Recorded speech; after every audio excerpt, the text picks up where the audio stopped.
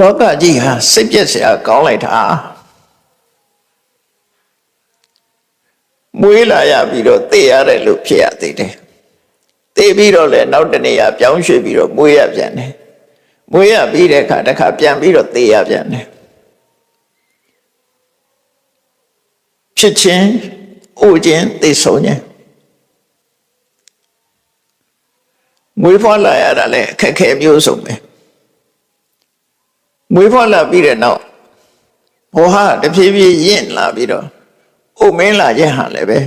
ခက်ခဲတစ်ခုပဲတားဆီးလို့မရတဲ့အရာတစ်ခုပဲအိုမင်းပြီးတော့နောက်သိဆုံးသွားရခြင်းဆိုတာဟာလည်းပဲတားဆီးလို့မရတဲ့အရာတစ်ခုပဲမသိတဲ့နိလန်မအိုတဲ့နိလန်ကနေ့ထိအောင်ရှာကြလို့မရသေးဘူးကြိုးစားနေကြတော့မယ်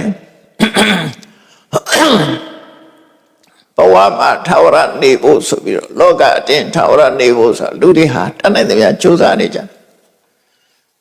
စေပညာဘက်ကလည်းပဲစေပညာနဲ့ကြိုးစားနေတာပဲခါထာမန္တရားဝိဇ္ဇာအတ္တပညာတွေကလည်းပဲကြိုးစားနေတာနော်မသိဘူးကြိုးစားကြတာပဲအလုံးဟာသို့တော့ခဏထိအောင်မြင်တယ်ဆိုတာမရှိဘူးလောကမှာအသိဉာဏ်ရှိဆုံးပုဂ္ဂိုလ်လို့ခေါ်တဲ့မြတ်ဗုဒ္ဓကတောင်းတိတိကျကျဖွင့်ထုတ်ပြီးတော့ပြောသွားတယ်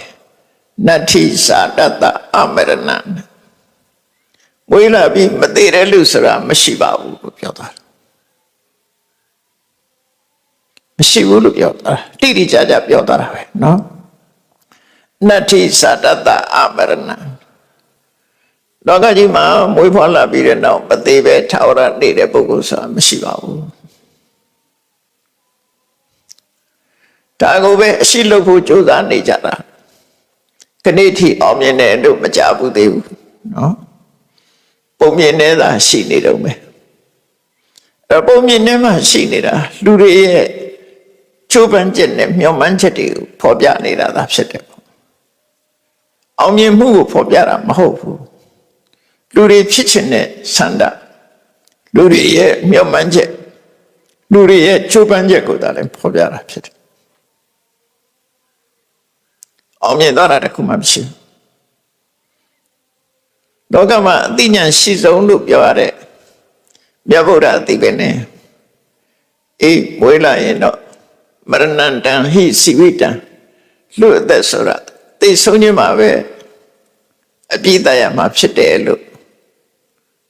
တိတိကျကျတိတိကျကျထုတ်ဖော်ဟောကြားပြီးတော့မိမိကိုယ်တိုင်လည်းပဲသိဆုံးခြင်းကိုခံယူသွားတာပဲဖြစ်တယ်ပေါ့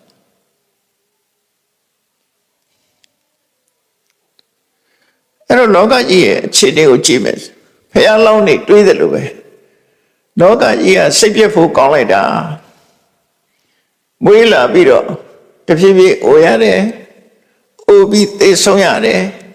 ဖះရမှမတည်မြဲဘူးနောက်တစ်ခါတနေရာရွှေ့ရပြန်တယ်အဲ့ဒီနေရာမှာလည်းပဲဒီတိုင်းပဲဒါစိတ်ပြည့်စရာကောင်းတဲ့ဖြစ်စဉ်ကြီးတစ်ခုပဲလို့စဉ်းစားတယ်